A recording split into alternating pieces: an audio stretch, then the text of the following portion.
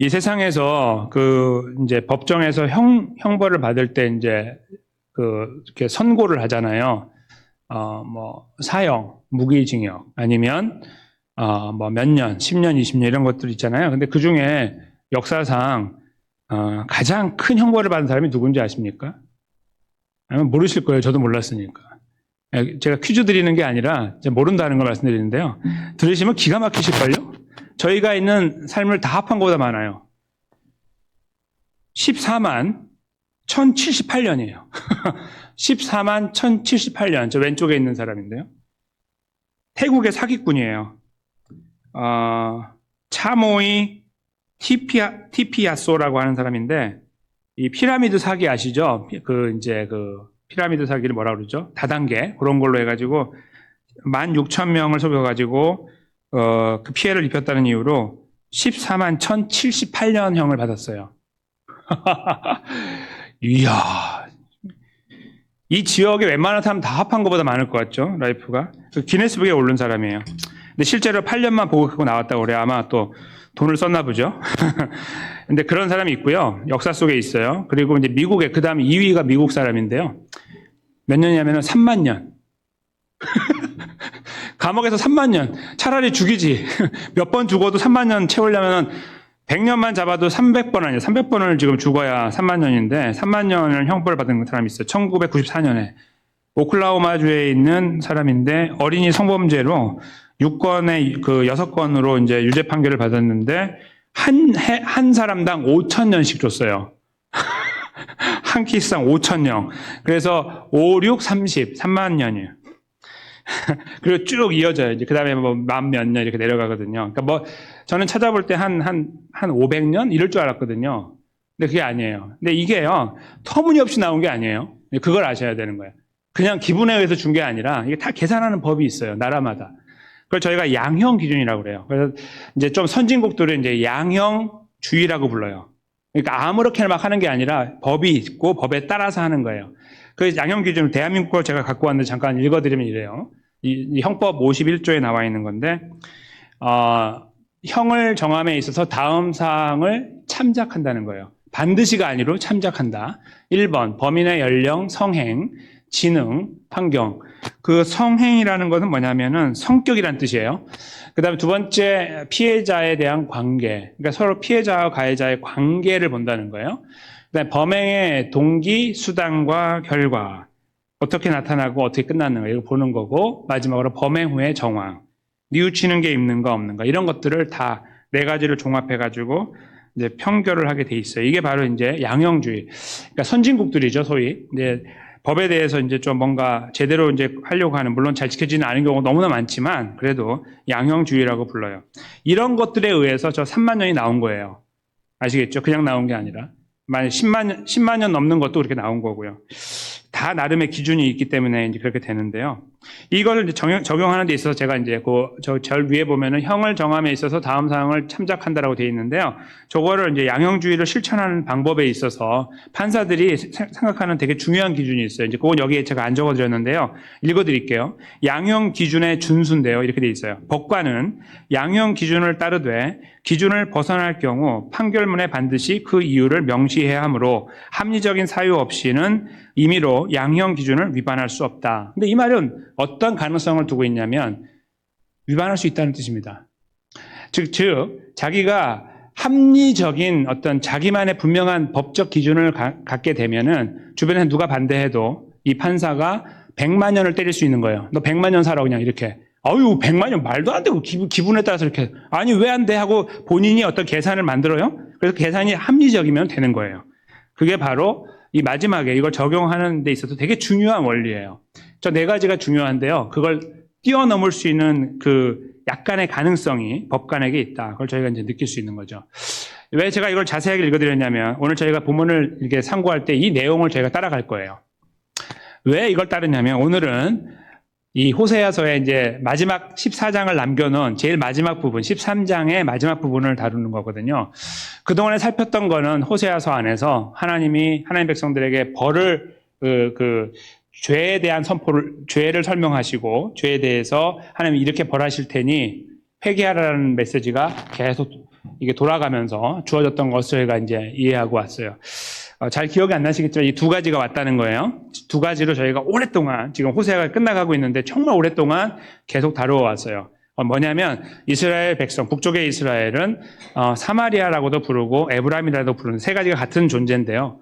그 나라를 말하고 백성을 말하는데 그들이 잘못했다 이거예요. 그래서 그 잘못에 따라서 너희가 그것을 회개하지 않으면 내가 벌을 할 거다. 이런 메시지인데 조금 더 정확하게 말하면 회개의 기회를 주는 것이 아니라 너희는 끝났다. 그러나 내가 너에게 은혜를 베풀 것이다. 이 두 가지가 계속 번갈아가면서 왔었습니다. 그래서 한 주에는 저희가 막 하나님의 심판을 경험하다가 다른 한 주에는 하나님의 은혜를 경험하다. 이렇게 계속 왔죠. 계속해서 돌아가면서 선포되어 왔어요. 그게 호세아서의 주 내용입니다. 근데 오늘은요, 그 형벌에 대한 내용의 마지막을 담고 있는 거예요. 마지막인데 마지막이 너무나 비참해요. 이 마지막이. 저희가 이제 빨리 읽어서 기억이 나실지 모르겠지만 씨를 말리겠다는 뜻입니다. 근데 그것이 어떠한 의미에서 그렇게 다가오는지 잠깐만 보시면 15절부터요. 그가 비록 형제 중에서 다른 형제는 정확하게 말하면 아브라함의 손자였던 야곱의 아들들 이야기인데요. 그 아들들이 12이었잖아요. 근데 11번째 아들 요셉이 애굽에 팔려갔다가 거기서 두 아들을 낳아요. 므낫세와 에브라임. 근데 야곱이 죽을 때에 그 두 아들을 올렸어요. 그래서 12명 아들이 아니고 13명으로 바뀌었습니다. 그래서 요셉 대신에 요셉에게 두 몫을 주기 위해서 너무나 사랑하기 때문에, 너무나 편애하기 때문에 잘못해가지고, 그래가지고 그 두 아들을 끌어올려가지고 자기 삼촌들 레벨에 올려버린 거예요. 촌수가 바뀌어지게 된 거죠. 그래서 13명으로 바뀌게 되면서 13지파가 탄생하게 되는 거예요. 시작되게 된 거죠. 그들을 말하는 거예요. 그러니까 다른 형제는 아니지만, 그렇게 따지는 그 그룹 안에서 그런 말이죠. 결실하나, 그 북쪽의 나라가 결실하고 열매가 풍성하다 그런 말이죠. 그리고 그렇게 잘 되었다는 거예요. 지금까지 잘 된 것처럼 보이고 강하게 뭐 본인들이 어떻게 생각하고 좋게 된 것처럼 왔는데 동풍이 불어오는 거예요. 동풍은 시로코라고 부르는 정확한 명칭이 있는 바람으로 사막에서 시작되는 바람으로 제가 이미 말씀드린 적이 있습니다. 이 동풍이 오면 다 말라 비틀어져요. 이런 뭐 식물 같은 게 다 말라 비틀어지고 막 물이 마르고 막 이런 일들이 벌어져요. 실제로 막 거기 피해야 돼요. 밖에 나가면 큰일 나는 그런 바람이에요. 그 시로코가 불어오리니 그런 말이죠. 곧 광야에 일어나는 여호와의 바람이다. 사막에서 시작하는 여호와의 바람. 어떤 바람일까요? 상징적인 거죠. 심판의 바람이다. 그런 말이겠죠. 그러니까 지금은 그 북쪽 이스라엘이 또 에브라임이 그리고 다른 말로 하면 사마리아가 잘 된 것처럼 보이고 승승장구한 것처럼 보이고 본인들이 하나님 버리고 우상을 숭배하고 뭔가 다 이루는 것처럼 왔는데 사실 이제 제가 말씀드린 것처럼 한 2년 정도 지나면 다 망하거든요. 그 시점에 와서 하나님께서 말씀하는 거예요. 그렇게 풍성하게 너희가 성장했으나 한 방에 끝날 것이다. 그런 말이죠. 그걸 이렇게 표현한 거예요. 동풍이 와서 너희에게 여호와의 바람이 너희 심판을 이루게 될 것이다. 그런 말이죠. 그래서 그의 근원이 마르고 샘이 마르고 쌓아둔 바 보배의 그릇이 약탈될 것이다. 이렇게 말한 거예요. 그동안에 그렇게 준비해 왔던 거 사실 별로 남은 것도 없어요. 사실 남은 것도 없지만 그냥 그렇게 막 그렇게 피땀 흘려서 왔던 거예요. 하나님하고 등지고 살아왔던 그 모든 것들, 소위 그들을 지탱해 왔다고 여기는 것과 이루어 왔다고 하는 것들을 다 없애버리게 된다. 그런 말씀이 되는 거예요. 그건 이제 보여지는 것도 현상이죠. 그동안에 이루어온 거 다 잃어버리네. 이런 건데, 거기서 멈추지 않고요. 16절에 보시면, 사마리아라고 부르죠. 원래는 이제 에브라임, 북이스라엘. 16절에 보시면, 사마리아가 그들의 하나님을 배반하였으므로 형벌을 당하여 칼에 엎드려질 것이고, 이제 칼이 들어오는 거예요. 북쪽 아수르로부터 침략을 받아서 망하게 되는데, 전쟁이 일어나고, 전쟁에 싸워보지도 못하고 이제 망하게 되거든요. 근데 그때에 그 상황 속에서 칼에 엎드려질 것이다. 죽는다는 표현이죠. 그러니까 쌓아왔던 것도 먼저 없어지는 것도 보고 바람이 불어서 다 가져가는 걸 보고 아이쿠나 하고 있는데 칼이 들어와서 찌르고 있는 거죠. 그런 상황이라고 보시면 되겠습니다. 입체적으로 이루어지는 거죠. 그러니까 저기서 말하는 칼에 엎드려지는 것은 남자들이라고 보시면 돼요. 성인 남자. 그리고 두 번째 부류의 사람의 어린아이가 있어요. 그들을 어떻게 죽이냐면 제가 예전에 한번 설명드렸죠. 너무 잔인해서 말씀 자세하게 드릴 수는 없으나 다리를 붙잡고 바위에다 친다고 그랬죠. 그걸 이제 메어 친다고 그래요. 원래 정확한 의미가 바위 위에다 치는 거예요. 그래서, 이런 작은 힘없는 존재들은 칼로 죽이기도 아까워. 이런 거예요. 옛날에 저희 일본 제국주의가 저희한테 그런 일을 많이 했잖아요. 그렇죠? 그런 것들. 그렇게 죽이는 것을 되게 비참한 거예요. 너무너무 가슴 아픈 일인데요. 그 일이 벌어지는 거예요. 남자들은 죽고, 칼에. 그 다음에 아이들은 다 모아다가 메어 치는 거예요. 그래서 다 부서뜨릴 것이다. 이렇게 죽인다고 표현하고요. 그리고 나서 마지막 소망이 되는 아이벤 여인을 어떻게 해요? 배를 갈라버린다. 다른 말로 바꾸면 더 이상 그 후손이 생기지 못하도록 다 막아버린다. 완전하게 망하게 할 것이다. 그런 표현입니다. 씨를 말리는 형국, 그것을 하나님께서 선포하고 있는 거예요. 너무나 무섭고 저희가 굉장히 얇은 시각으로 보면, 얄팍한 시각으로 보면 하나님의 진노가 너무 너무 무겁다라고 생각할 수 있습니다. 그러나 저희가 이제 말씀을 좀 더 생각해 보면서 정말 그러한지를 생각해 볼 시간을 가질 건데요. 바로 하나님께서 그동안에 이스라엘에게 약속하시고 이루어 오셨던 말씀에 대한 내용을 먼저 살피는 것으로 시작하려고 하는데, 그게 바로 신명기 31장입니다. 잠깐 화면에 보시면 제가 읽겠습니다. 너희는 강하고 담대하라. 두려워하지 말라. 그들 앞에서 떨지 말라. 이는 내 하나님 여호와가 그가 너와 함께 가시며 결코 너를 떠나지 아니하시며 버리지 아니하실 것임이라. 아멘. 모세가 이제 죽기 전에 이 신명기를 마치거든요. 그 가나안 땅을 바라보면서 거기서 신명기를 마쳐요. 하나님의 영감으로 다 마친 다음에 마지막으로 인수인계를 하는 거예요. 여호수아 옆에 세워놓고 이제 앞으로 여호수아가 당신들을 인도할 겁니다. 이런 어떤 그 인수인계식을 해요. 그때 쓰는 말이에요. 근데 그때에 여호수아가 그동안에 뭐 잘 이렇게 얼굴도 드러내지 않은 그런 사람이지만 이 사람이 인도할 건데 여기에 크신 하나님의 은혜가 있다. 그게 뭐냐면 여호와 하나님께서 너와 여기에 함께하면서 결코 너를 떠나지 아니하시고 버리지 않을 것이기 때문이다. 이렇게 말씀하신 거예요. 이 말씀은 귀한 약속이고 선포인데요. 이대로 하나님께서는 이스라엘 백성들과 지금까지 함께하신 거였어요. 그러니까 지금 이 호세아까지 흘러오기까지 수백 년이 지났는데 그 수백 년이 지나는 동안에 하나님께서는 이 약속을 붙잡아 오고 계셨던 거죠. 그래서 그들의 행위에 의해서 움직이지 않으시고 계속 이렇게 붙잡아 오셨어요. 그런 의미에서 하나님의 신실하심을 저희가 조금이라도 느낄 수가 있는 것이 아닌가. 비록 마지막에 이렇게 진노로 끝난다 할지라도 말이죠. 이렇게 생각해 볼 수 있는데요. 한 가지 더 생각해 볼 부분이 뭐냐면 이렇게 하나님 막무가내로 말씀하신 것이 아니라 조건이 있었어요. 여기 말고 조금 앞에. 이제 제가 여기 적지 않았는데요. 신명기 28장 15절에서 68절에 기회가 되시면 꼭 찾아보시면 좋겠는데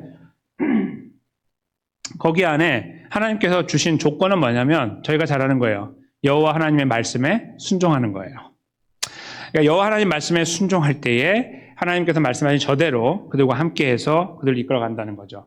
소위 복을 주신다는 말씀을 하나님 말씀에 순종함과 더불어 가는 거예요. 그러니까 하나님께서 나를 따라와라 하는 그 따라옴을 잘 이루어 갈 때 복을 주신다는 것이 조건과 결과인 것이죠. 그것이 하나님께서 구약 성경 전체의 흐름 속에서 계속해서 유지해 오셨던 말씀이라는 거예요. 그렇게 그 두 가지 조건을 가지고 다시 말씀을 보세요. 오늘 그들 작은 아이들을 메어치고 그리고 아이를 잉태한 자를 배를 갈라서 죽이는 이런 잔인무도한 형벌이 과연 도가 지나친 것이냐 생각해 볼 필요가 있는 거예요. 하루 이틀이 아니라 수백 년에 걸려서 한 번도 눈 하나 깜짝하지 않냐고 하나님은 없는 걸로 여기고 살아가는 그들. 특별히 북쪽 이스라엘은 한 번도 하나님을 예배하지 않았거든요. 제대로. 그 몇백 년 안 되는 역사이지만 그 안에서 한 번도 하나님을 예배하는 왕이 나오지 않은 나라예요. 북쪽은. 그거 생각해 보세요. 그 시간 동안 그 앞에도 마찬가지였고 계속해서 하나님께 등을 돌리는 이스라엘을 향해서 하나님께서 과연 얼마만큼 이 은혜를 베풀어 오셔야 되는 거냐 생각할 때 아이를 메어 쳐가지고 죽이는 한이 있어도 막 그 모든 게 다 터져서 죽는 한이 있어도 그 여인들이 그렇게 죽어나가는 것들이 계속 일어나고 남자들은 다 칼에 맞아 죽는 한이 있어도 하나님의 진노가 정당하다고 말할 수 있지 않을까요? 그런 여지가 저는 있다고 봐요. 이제 그냥 객관적으로 보는 거예요. 정말 그렇게 오랜 수백 년 동안 그냥 다 퍼주었는데 다 퍼주는 은혜를 받으면서도 계속해서 하나님 아니에요.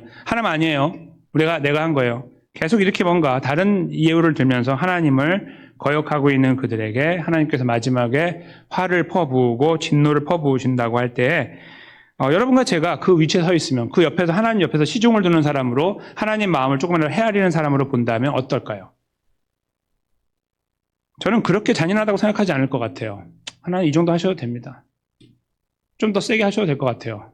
그동안 수백 년 동안 얼마나 힘들었습니까? 왜 그러냐면 여러분과 제가 견뎌내는 그 상황을 한번 생각해 보시면 되는 거예요. 저희는 1년이고 2년이 아니라 하루도 멀어요. 견디지 못하면. 그렇죠? 진노가 생겼을 때 이거 풀지 못하면 막 잠을 못 자는 분도 많으시잖아요. 잠을 못 주무시는 거예요. 막 얼굴에 뭐가 나기도 하고 소화가 안 되고 막 배탈이 나기도 하고 병원에 가기도 하고 이러잖아요. 혈압이 올라가기도 하고. 그게 우리거든요. 근데 그거 가지고 한번 생각해 보시라고요. 그것도 하루 이틀이 아니라 10년, 20년, 100년, 20년, 200년이 아니라 수백 년이라고 할 때 어떻게 그 시간을 견뎌내는 하나님의 마음을 조금이라도 헤아리겠냐는 겁니다. 다 박멸해버리고 다 없애버리고 쓸어버려도 누가 뭐라고 하겠냐는 거예요. 아무도 거기에서 제대로 하나의 반응을 보이지 않는 그들에게 말입니다. 그것이 지금 오늘 본문에서 저희가 이 마지막 형벌을 바라보면서 느껴야 되는 우리의 마음이어야 된다는 거예요. 하나님의 잔인함이 그러므로 결국은 하나님의 은혜의 강함을 표현하고 있다는 거죠. 너무나 은혜가 강했기 때문에 이렇게 표현할 수밖에 없는 거예요. 그걸 보면서 우리는 하나님의 마음을 헤아리는 거예요. 얼마나 마음이 찢어지고 아프셨을까. 우리는 상상할 수 없죠. 그것을 이렇게 표현하고 계시는다 하는 것을 느끼게 됩니다. 그들의 잘못의 심각성도 다시 한번 여기서 생각할 수 있는 거고 결국 자업자득이구나 라는 것도 느낄 수가 있습니다. 그들은 어쩌면 이 마지막 순간에도 호세아가 이렇게 선포하고 있는 말씀을 들으면서도 아유 저 이야기 지금 몇 년째냐 저거 내가 태어날 때부터 계속 선지자들이 와가지고 이야기하던데 귀만 따갑고 저거 뭐 이루어지지도 않는 말 저거 시끄럽기만 하고 누가 좀 저 사람 잡아가면 안 돼? 뭐 스탑시키면 안 되나? 뭐 이렇게 생각하고 살아가는 그들에게 듣거나 안 듣거나 호세아를 통해서 하나님의 마음을 선포하고 계시는 거예요. 이 말을 누가 들었겠습니까? 호세아가 이렇게 말한다고 그 이야기를 들으면서 그래 우리가 좀 귀담아 들어야 돼. 누가 했겠냐고요. 그러니까 뭔가 이야기를 알아듣고 제대로 반응을 보이는 어떤 그런 상황을 전제하면서 보면 하나님 하나님 좀 캄다운 해주세요. 이런 이야기가 가능할 수 있어요. 조금이라도. 저는 그것도 불가능하다고 보지만. 근데 그런 게 아니라 지금 다 등 돌리고 있는데 호세아는 지금 하나님 불렀기 때문에 그냥 하나님의 입으로 역할만 하는 거지 본인의 뭐 상황 모르잖아요. 우리가 얼마나 힘든지. 그런 상황 속에 있는 그에게 하나님께서 이렇게 선포하시는 걸 보고 호세아는 한편으로 속이 시원했을 수 있어요. 아 그래 이렇게 하셔야지. 아 그래 그래야 내가 위신이 서지. 내가 지금까지 수고한 것이 그래도 보람이 있지. 이렇게 생각했을 정도 아니었을까 생각합니다. 저는. 근데 여기에서요 저희가 이런 그 이스라엘 상황을 보면서 생각이 드는 부분이 한 가지가 있는 거예요. 그것이 뭐냐면 이 하나님 앞에서 이렇게 범죄하는 사람들 생각하면서 저희가 떠올리는 약간의 좀 아이러니한 생각 중에 하나가 뭐가 있냐면 누가 더 죄가 많으냐 이런 부분을 생각할 때가 있어요. 무슨 말씀이냐면 북쪽 이스라엘은 한 번도 하나님을 예배하는 왕이 없으므로 남쪽보다 한 135년 먼저 망했거든요. 721년에 망했어요. BC. 그 다음에 이제 남쪽은 586년, BC 586년에 망했어요. 그러니까 한 135년 차이가 나요. 여기에서 저희가 이상한 생각들을 합니다. 뭐냐면 하나님께서 이스라엘에게 이렇게 엄위한 형벌을 내리신 것은 그들이 범죄했기 때문이야. 맞죠? 맞는데요. 그나마 남쪽은 그 왕들이 가끔씩 하나님 예배하고 돌이키려고 노력하고 그러니까 봐봐 135년 더 갔잖아. 이렇게 생각하는 거예요. 이런 생각을 저희가 당장에 끊어야 됩니다. 이건 얼마나 짧은 생각이냐 하면요. 이게 뭐와 같은 거냐면 어저께 도둑질하고 오늘 도둑질 쉬고 내일 도둑질하는 것 같은 거예요. 근데 우리가 어제 도둑질하고 오늘 도둑질하지 않으니까 봐봐 도둑질하지 않으니까 잘 되잖아. 내일 도둑질하는데 그거 다 알고 있는데 그거 모르고 그냥 눈 감고 그 이야기 하는 거와 같은 거예요. 다음날 또 회개하고 또 도둑질하고 이거. 이 한쪽은 그냥 계속 도둑질하는 거예요. 회개 안 하고. 아유 그거 봐. 한 대 맞고 싸 이거고요. 이쪽은 왔다 갔다니까 왔다가 오면은 잘 되고 가면 안 되고 또 오면 잘 되고 이렇게 생각하는 경향이 있는 그게 바로 그 이야기거든요. 그래서 그나마 좀 하나님 예배하니까 은혜가 있지. 그래도 하나님 예배하려고 발버둥 치니까 하나님 이만큼 해주시는 거야. 이런 생각들 저희가 한단 말이야. 저희가 그런 이야기 많이 합니다. 잘 생각해 보세요. 그래도 그나마 내가 하나님 예배하니까 이만해서 끝난 거야. 안 그러면 나 완전히 망했어. 이런 이야기 우리가 할 때가 있어요. 그게 바로요, 이 오늘의 이 진노의 말씀을 들으면서 우리가 비교를 하는 순간에 나타나는 거야. 그 비교는 왜 하냐면요, 여러분과 저희도 모르게 비교를 하는데 우리와 이 상황을 비교하거든요. 그리고 이걸 보면서 혀를 찰 때가 있고 한단 말이에요. 그리고 혀를 좀 덜 차는 것은 유다예요. 남쪽의 나라는 그래도 저거 봐, 그래도 예배하는 거. 그러니까 우리는 예배 잘 해야 돼, 뭐 이런 결론을 내리는 거죠.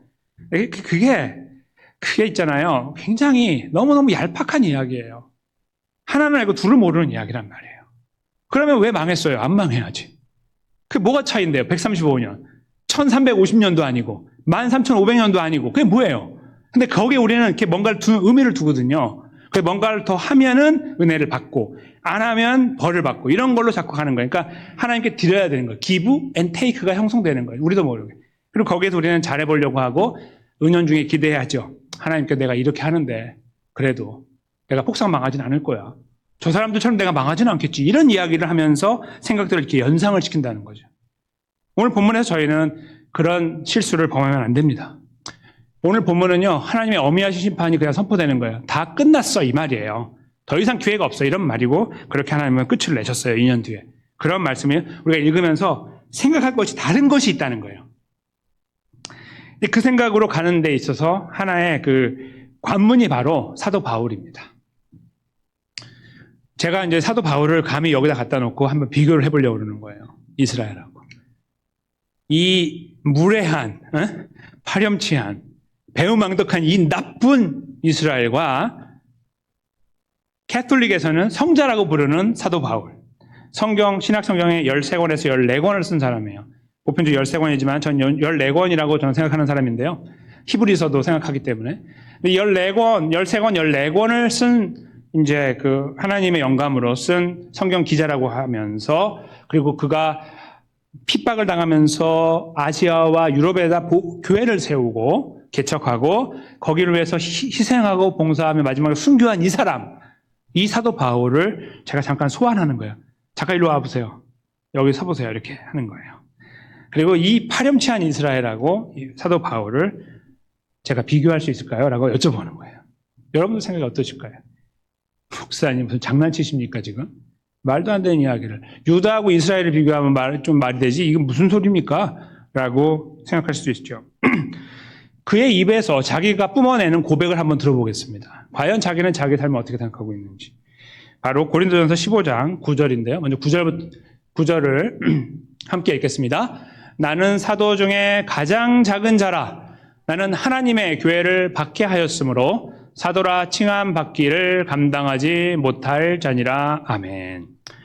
자기 자신을 볼 때, 은혜를 입은 그 상태에서 자기를 볼 때 자기가 그만한 가문에서 태어났고 훈련을 받아서 바리새인 중에 바리새인이고 자기는 랍비이고, 나중에 가말리엘이라고 하는 당시에 이 랍비의 최고봉에 있는 사람의 뒤를 이을 만한 그 자격을 갖고 있는 사람이므로 하나님이 특별히 나는 또 말 잘 못하지만 내가 글을 제가 정말 잘 쓰니까 내 글 따라올 사람이 없으니까 하나님이 나를 택하신 거야.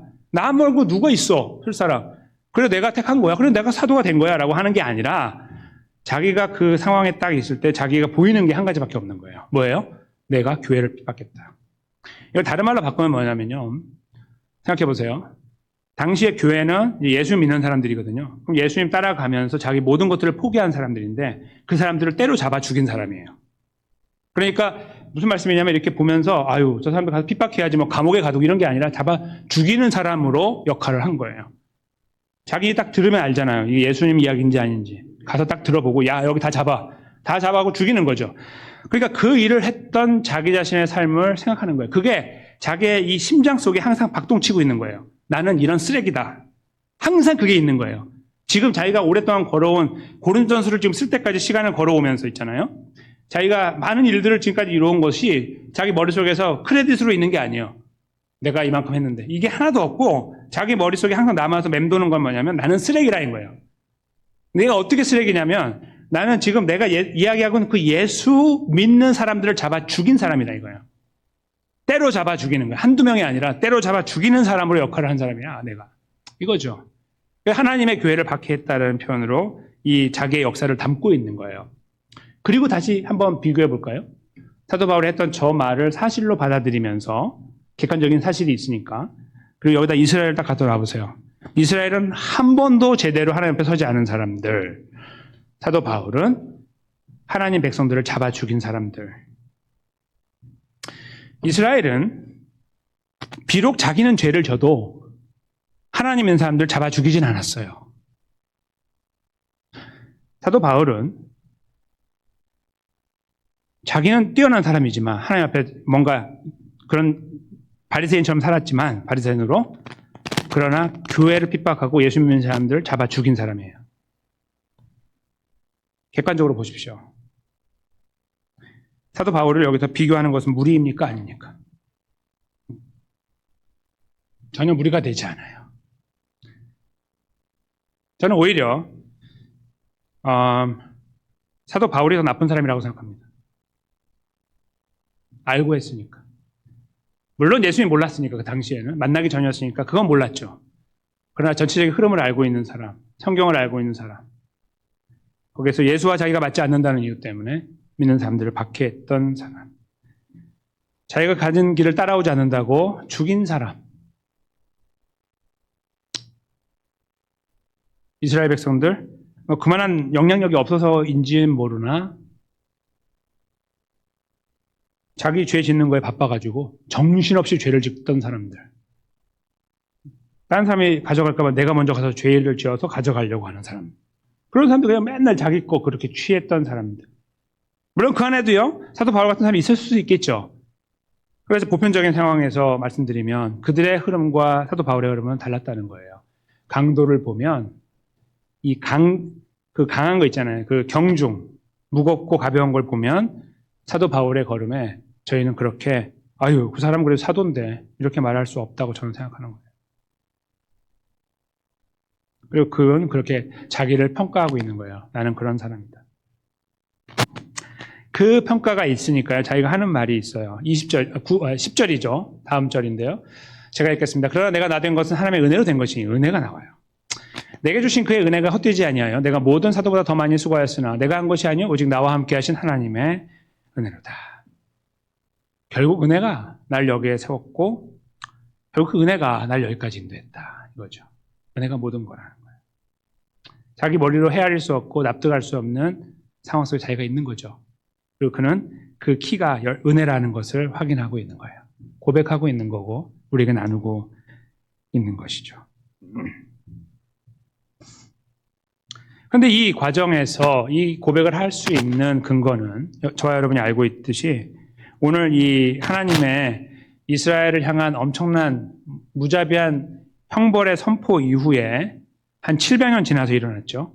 이게 BC 한 720년쯤 됐으니까 한 700년 정도 흘러서 예수님이 이 땅에 오심으로 이 일이 종결됐습니다. 하나님께서는 한 번도 오늘 말씀하신 것처럼 죄의 결과에 대해서 타협하지 않고 오셨어요. 타협하지 않고 오셨고 반드시 죄값을 치르게 하고 오셨어요. 오늘 그것이 선포되고 있는 거예요. 그러면 하나님의 은혜를 어떻게 볼 수 있느냐라고 우리가 질문할 수 있잖아요. 그게 바로 십자가인 거예요. 로마서 6장 23절에 하나님의 양형 기준이 나와요. 하나님께서 이렇게 벌을 선포하는 양형, 그 형을 정하는 거, 그 양을 정하는 거, 형을 정하는 그 기준이 나오는 거예요. 아주 간단해요. 죄의 삭은 사망이요. 이거 한 가지입니다. 이게 끝이에요. 죄는 아니에요. 죄의 삭은 사망이요. 그래서 그 죄의 삭을 치르기 위해서 그리스도 예수가 오셨고 그가 죽었다. 그래서 거기에 하나님의 은사가 나타나는데 그 주 안에 있는 영생을 받기 때문이라고 말씀하고 있는 겁니다. 하나님의 양형 기준은 한 번도 타협되지 않았습니다. 오늘 이 말씀대로 2년 후에 이스라엘은 문을 닫습니다. 씨가 말라졌어요. 정말 씨가 없어져 버렸어요. 다 섞여 버렸어요. 순수 혈통이 한 명도 남지 않았습니다. 약속하신 그대로 만들어 버렸습니다. 내가 너희 씨를 다 말려버릴 거야. 그렇게 하셨어요.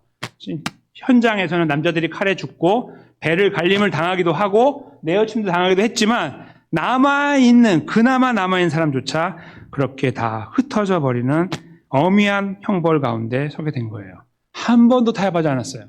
반드시 대가를 치르게 하셨습니다. 그 대가는 사망이었습니다. 항상 죽음으로 값을 치르게 하셨어요.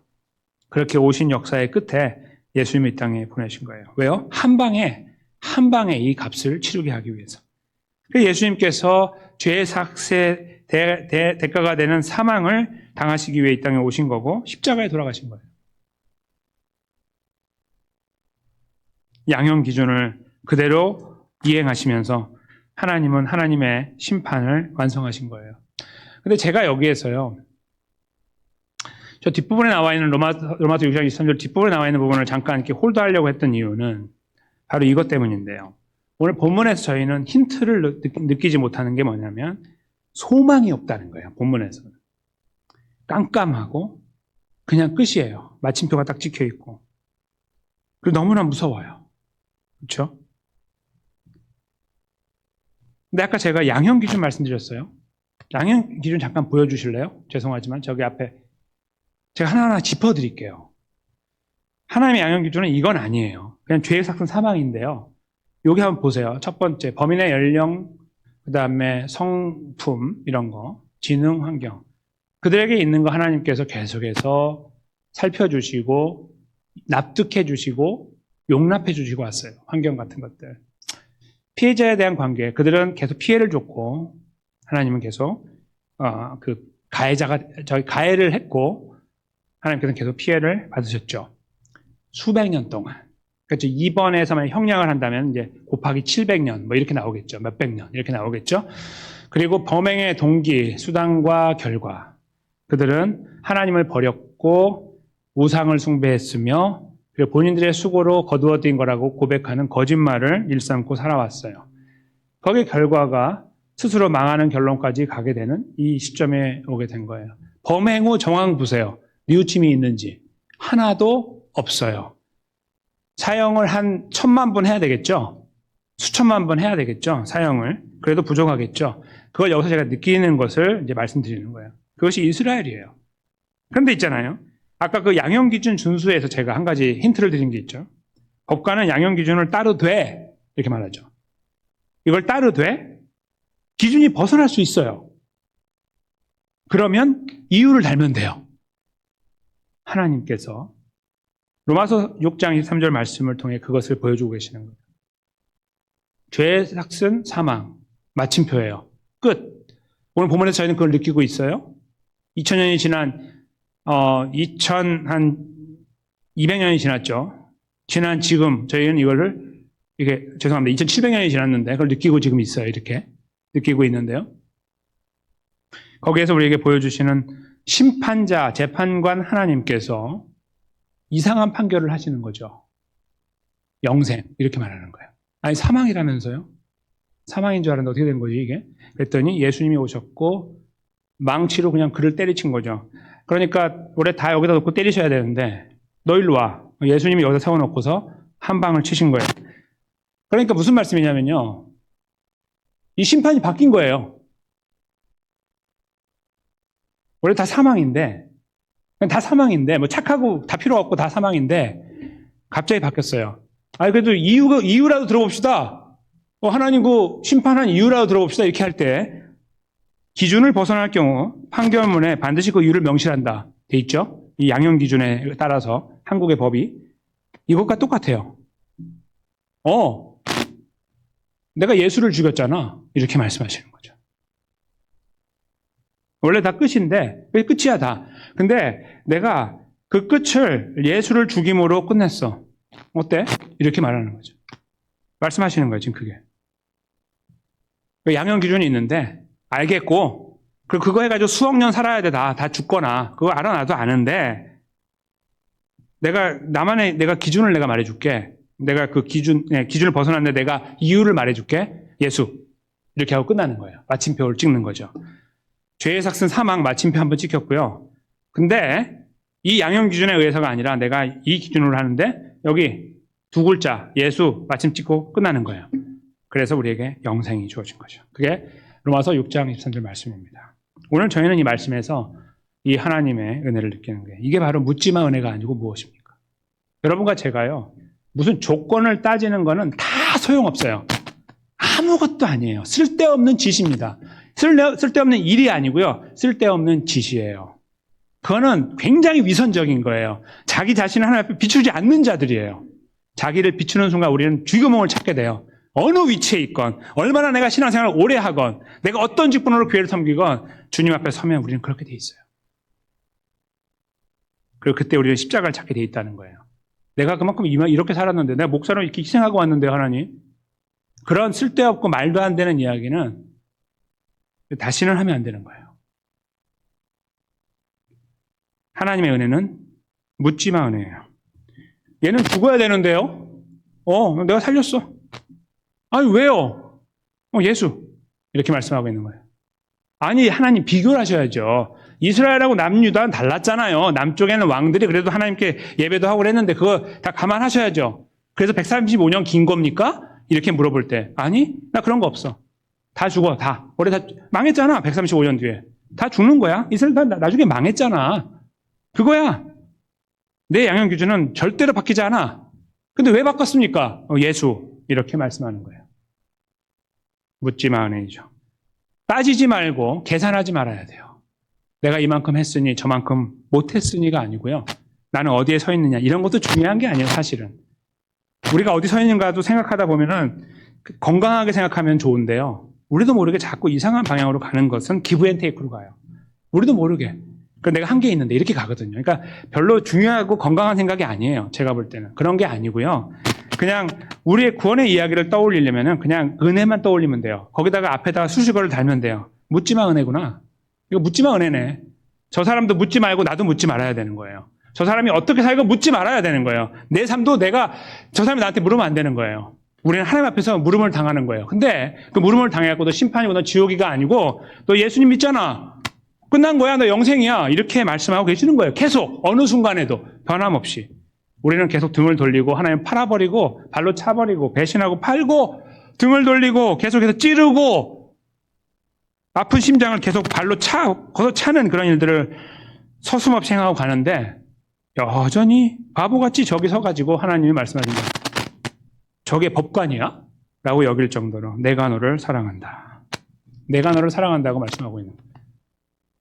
그것이 바로 우리 하나님 아버지의 은혜입니다. 묻지마 은혜예요. 여러분과 저는요. 아무런 공로 없어요.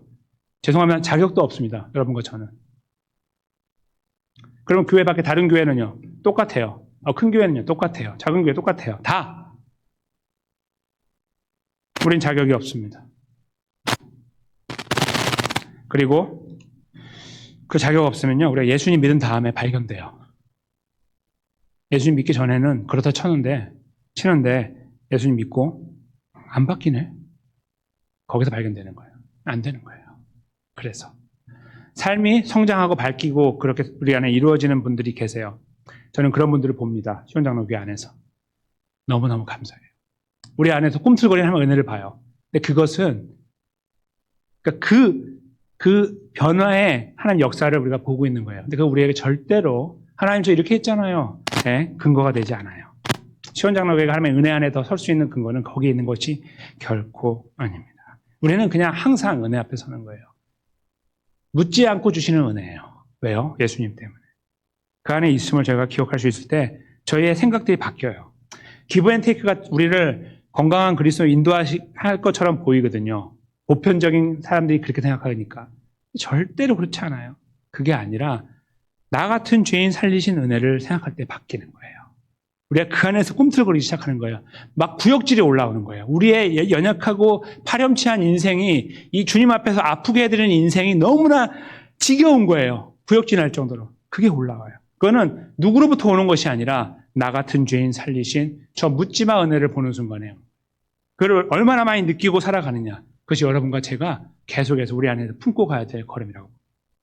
오늘 본문의 말씀은 하나님 아버지의 양형 기준을 말씀했습니다. 그것은 누구도 바꿀 수 없는, 한 번도 바꿔보지 않은 하나님의 불변의 법칙이었습니다. 그리고 그걸 하나님께서 마지막 선고를 하실 때에 이렇게 말씀하신 겁니다. 영생. 왜요? 말도 안 돼요. 저 사람이 왜요? 내가 왜요? 너 같은 가치 없는 존재를 위해서 내 아들을 내가 바위 위에 메어 치듯이 그 배를 갈라버리듯이 칼로 찌르듯이 죽였다. 여러분과 제가 이 말씀, 이 마지막에 이 표현을 가슴에 품고 또 한 주의 걸음 그리스도로 걸어가기 원하고요. 걸어가는 동안에 이 말씀이 이 생각 안에서 하나님께서 여러분을 위로하기 원합니다. 여러분의 삶의 정황이 다 다르니 그 안에 위로와 격려와 소망이 있기 원해요.